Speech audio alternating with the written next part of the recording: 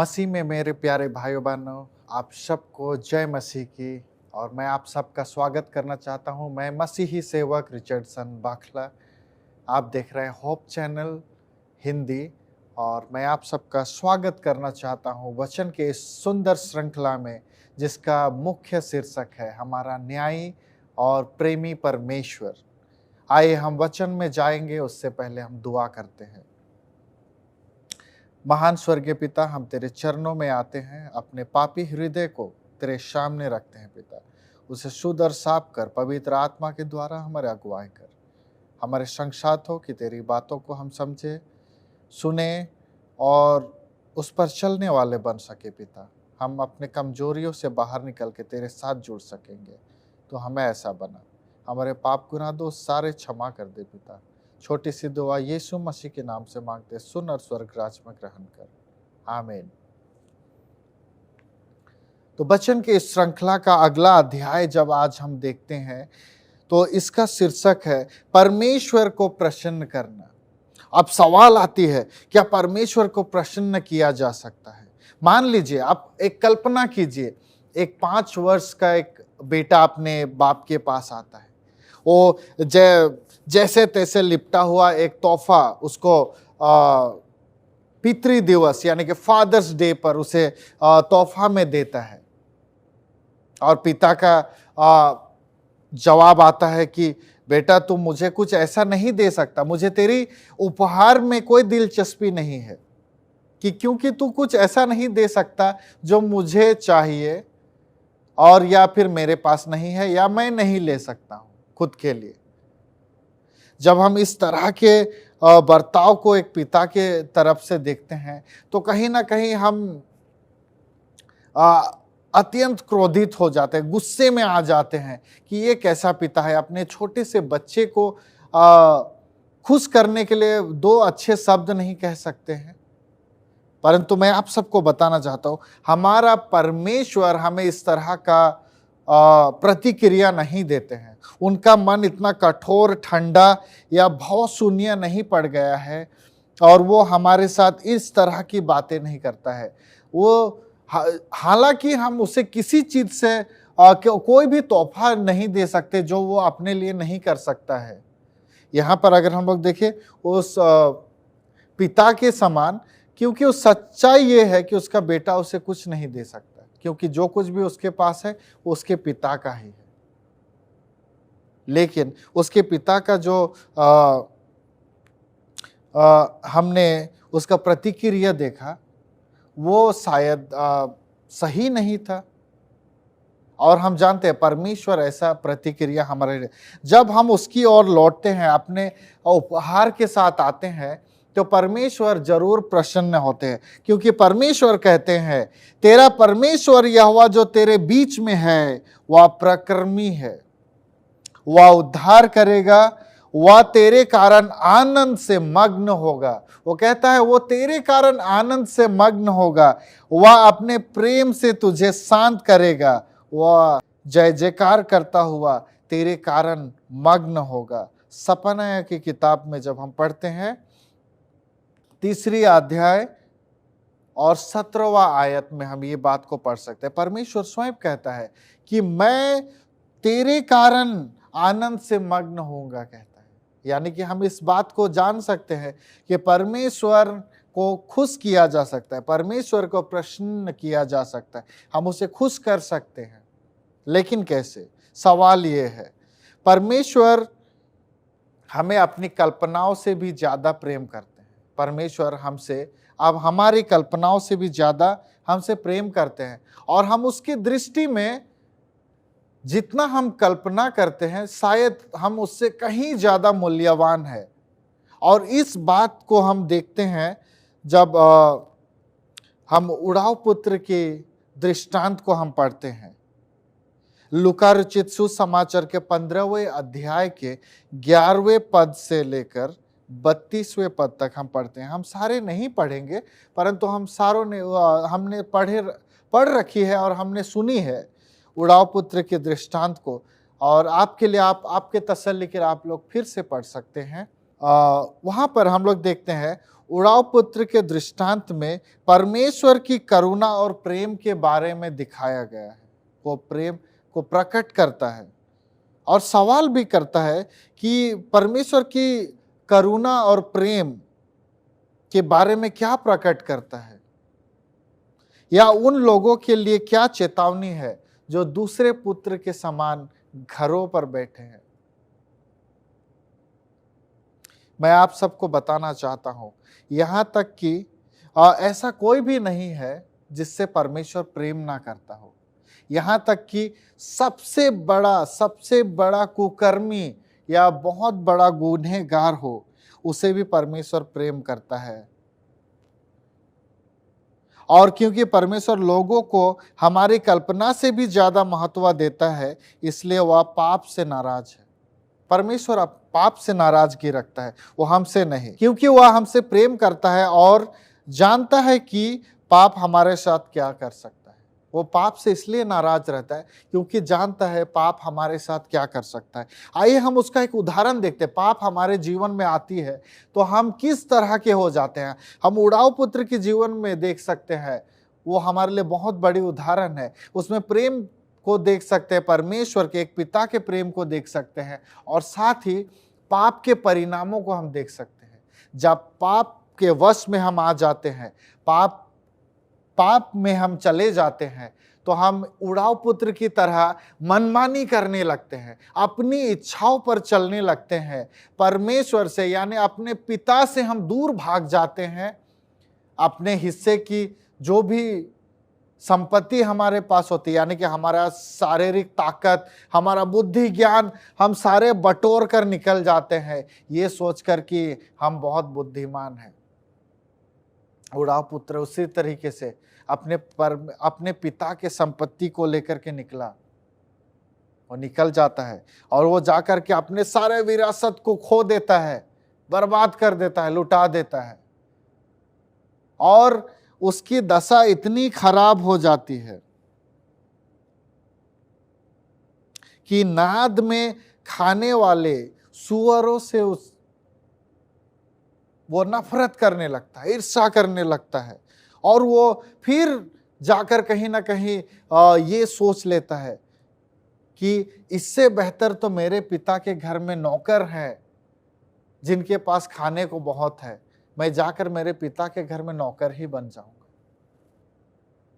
मैं इससे आगे जाए उससे पहले मैं आपको बताना चाहता हूं कि जब पाप हमारे मन में आ जाती है और जब हम पाप में घिर जाते हैं, हम उड़ाव पुत्र की तरह हो जाते हैं, अपने पिता से दूर चले जाते हैं, मनमानी करने लगते हैं, अपने अय्यासियों पर ध्यान देते हैं, अपने शारीरिक सुखों पर हम ध्यान देते हैं, हम परमेश्वर की बातों पर नहीं चलते हैं। और जब हम सारे चीज खो देते हैं, अपने शक्ति, अपनी सुंदरता, अपने धन, अपनी बुद्धि, अपनी ताकत, सब कुछ गंवाने के बाद हम परमेश्वर के वचन को याद करते हैं। पर बहुत समय ऐसा होता है हम लौटने को डरते हैं। जी हाँ, परंतु हम जानते हैं उड़ाव पुत्र की कहानी में हमने देखा है, दृष्टांत में हमने देखा है कि जब वह सोचता है कि मेरे पिता के घर में बहुत सारे जगह है, मेरे पिता के नौकर चाकर हैं, उनके पास खाने को बहुत है, मैं उनके साथ चला जाऊंगा, उनके साथ ही मैं खाऊंगा क्योंकि उनके पास बहुत है। कम से कम मैं इन गंदे सुअरों के साथ तो ना रहना पड़े मुझे, इससे बेहतर जीवन में मेरे पिता के नौकरों के साथ जी सकता हूं।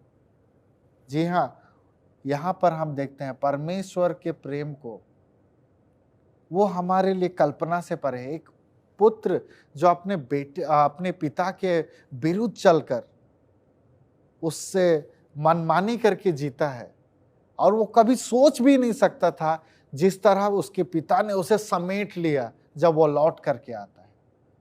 जी हाँ, हम लोग जानते हैं जब वो अपने घर को जाने को इच्छा बनाता है और लौटता है, उसका पिता को वो इंतजार करते हुए पाता है। जबकि वो काफी दूर होता है, पिता उसके ओर दौड़ता है और उसे गले से लगा लेता है। वो सोचता है कि मैं इतना मैला था, मैं जाकर के अपने आप को शुद्ध साफ करूंगा। वो इस सोच में भी नहीं था कि मेरा पिता मुझे पहचान सकता हो।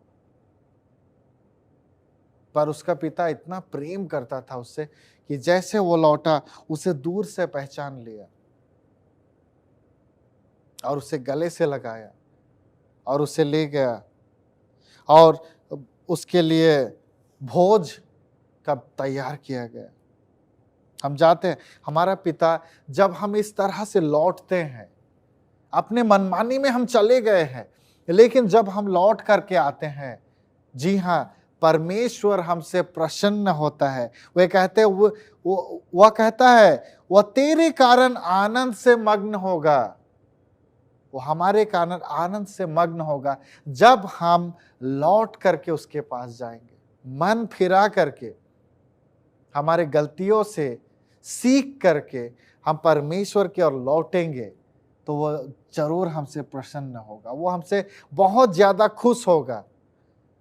क्योंकि हम कल्पना भी नहीं कर सकते, उराव पुत्र की तरह वो कभी नहीं सोचा था कि मेरा पिता मेरे इंतजार में है, वो चाहता है कि मैं उसके पास आ जाऊं और वो मुझे गले लगाने को तैयार है। वो तो चाहता था कि बस मैं किसी तरह जाऊं अपने पिता के घर पे, उसके नौकरों के बीच रहूंगा और उनके नौकरों के साथ खा करके अपने जीवन यापन करूंगा। परंतु वो सोच भी नहीं सकता था कि उसका पिता उसके इंतजार में था। और जैसे वो अपने पिता के घर की ओर बढ़ता है, दूर से उसके पिता उसे देख करके गले लगाते हैं। जी हाँ, जब आप और मैं परमेश्वर की ओर पलटने का, मुड़ने का मन बनाते हैं, परमेश्वर हमारी ओर दौड़े आते हैं और हमें सीने से लगा लेते हैं। परमेश्वर जब हम एक कदम उसकी ओर ले जाते हैं, वो हमारे ओर 10 कदम लेकर के आते हैं। वो इतने प्रेमी परमेश्वर है, वो हमसे इस तरह से प्रेम करते हैं और वो हमारे कारण प्रसन्न होते हैं जब हम अपने मन के बदलाव करके हम उसकी ओर बढ़ते हैं। वो कहता है अपने प्रेम से तुझे शांत करेगा। उड़ाव पुत्र जब अपने पिता के पास लौटता है, वो अशांत था, उसके मन में बहुत सारे विचार चल रहे थे, उथल पुथल मचे हुए थे। परंतु बाइबल कहता है, परमेश्वर का वचन कहता है अपने प्रेम से तुझे शांत करूंगा। उसने अपने प्रेम से उसे गले लगा करके उसे शांत किया कि बेटा, मैं तुमसे अब भी प्रेम करता हूं, तू मेरा ही पुत्र है। मैं सोचता हूं उस बेटी पर क्या गुजरी होगी, वो अत्यंत भावुक हुए होंगे, आंसू निकले होंगे, दुखित हुए होंगे, परंतु उसने पिता के प्रेम को देखा। और मैं मानता हूं कि यहां से वो पुत्र कभी बिगड़ने को, बर्बाद होने को फिर ना सोच सके। ऐसा अनोखा प्रेम उसके पिता का उसने देखा। जी हाँ, हमारा परमेश्वर ऐसा अनोखा प्रेमी है। वो हमसे, आपसे इस तरह से प्रेम करते हैं, वो हमसे अत्यंत प्रेम करते हैं। और मैं उन लोगों को, यहां पर एक सवाल है, उन लोगों के लिए क्या चेतावनी देते हैं? हम क्या चेतावनी दे सकते हैं उन लोगों को जो दूसरे पुत्र की तरह घर पर बैठे हैं? जी हाँ, हम कभी कभी विश्वासी इस तरह के हो गए हैं कि जो भटके हुए लोग हैं उसके विषय में हम बुरी भली बातें कहते हैं, हम उनसे नाराज हो जाते हैं। जब इसका भाई लौट करके आता है, ये बहुत ज्यादा खुश नहीं होता है, उसके पिता के उसे गले लगाने से वह खुश नहीं होता है, उसके लिए भोज तैयार करने से वो खुश नहीं होता है। कहीं ना कहीं हम बहुत सारे विश्वासी आज जो मंडली में है, हम इसी रीति का, हम उस दूसरे संतान की तरह हो गए जो पिता के छत्र छाया में रहते हुए भी अपने मन में ईर्षा, हिंसा, डाह जैसे भावनाओं को उत्पन्न करके लेते हैं। कभी कभी हमें लगता है हम विश्वासी हैं, हम बहुत अच्छे लोग हैं, हम चर्च जाते हैं, हम सेवकाई करते हैं, परंतु कहीं ना कहीं हम इस तरह के मानसिकता से भी दबे हुए हैं। मेरे प्यारे भाइयों बहनों, मैं आपसे अनुरोध करता हूं कि उस दूसरे संतान की तरह ना बने। सारे आज हम अपने मन फिराव करके परमेश्वर की ओर लौटे, क्योंकि परमेश्वर आपसे, मुझसे, आपके कारण, मेरे कारण वो कहता है कि मैं आनंदित होऊंगा, मैं आनंद से मग्न होऊंगा। जी हाँ, उड़ाव पुत्र के दृष्टांत में हमने एक पिता के अनोखे प्रेम को देखा। परमेश्वर हर्ष से आनंदित होता है। हमारे लिए ये कल्पना करना भी कठिन है कि परमेश्वर प्रत्येक व्यक्ति को अतः मूल्यवान मानता है, इसलिए वह एक आत्मा के उद्धार पर भी आनंदित होता है। जी हाँ, हमारे लिए कल्पना करना कठिन है कि परमेश्वर सबसे बहुत ज्यादा प्रेम करते हैं, लेकिन जब हम देखते हैं कि एक के मन बदलाव से भी परमेश्वर अति प्रसन्न होते हैं। उड़ाव पुत्र के दृष्टांत के बाद हम वहां पे और दो दृष्टांत पढ़ते हैं, खोए हुए सिक्के का और खोए हुए भेड़ का। हम उस दृष्टांत में भी देखते हैं, एक को खोजने वो 99 को छोड़कर चला जाता। परमेश्वर जब एक की घर वापसी होती है, कहता है स्वर्ग में हर्षो उल्लास होता है, खुशी आनंद मनाई जाती है। जी हाँ, हम इसे कल्पना भी नहीं कर सकते कि परमेश्वर हमें कितना मूल्यवान समझते हैं और वो हमसे बहुत ज्यादा प्रेम करते हैं। तो हमारे एक के उद्धार किए जाने पर वो अति आनंदित होते, बहुत खुश होते हैं। जब हम सपनया का किताब का 3 अध्याय का 17वां पद में हम पढ़ते हैं, तुम्हारा परमेश्वर यहोवा तुम्हारे साथ है, वह शक्तिशाली सैनिक सा है, वह तुम्हारी रक्षा करेगा, वह दिखाएगा कि वह तुमसे कितना प्यार करता है। जी हाँ, वो हमारे संग साथ रहेगा, वो हमें दिखाएगा कि वह कितना शक्तिशाली सैनिक है, वह हमारी रक्षा करेगा, वह दिखाएगा कि वह हमसे कितना प्रेम करता है। जबकि हम उससे हमेशा उड़ाव पुत्र की तरह हम भागते रहे, अपने मनमानी करने के लिए चले गए, उससे दूर बिछड़ करके, परंतु वो एक शक्तिशाली सैनिक की तरह हमारे साथ खड़ा रहता है। वो हमारे रक्षा करने को तैयार है, वो अब भी हमें अपनी प्रेम दिखाने को तैयार है। मेरे प्यारे भाइयों बहनों, मैं आपसे अनुरोध करता हूं, परमेश्वर आपसे प्रेम करता है और वो आपकी रक्षा करना चाहता है, वो आपको दिखाना चाहता है कि वो कितना प्रेम करता है। आप उसके पास लौट करके आइए। अगर आप उससे बिछड़ गए हैं, आप दूर हो गए हैं, आप अपने मन को मनाइए। जैसा उड़ाव पुत्र ने अपने आप में बात की कि मैं अपने पिता के घर जाऊंगा, वहां पे नौकर भी बन जाऊं तो मैं एक बेहतर जीवन जीऊंगा। वो इतने विश्वास के साथ अपने पिता के पास लौटा और उसका पिता उसके उम्मीद, उसके कल्पनाओं से बढ़कर उससे प्रेम किया। उसने उसे गले से लगाया, उसे अपने पास ले लिया। परमेश्वर क्या ही प्रेमी दयालु परमेश्वर है।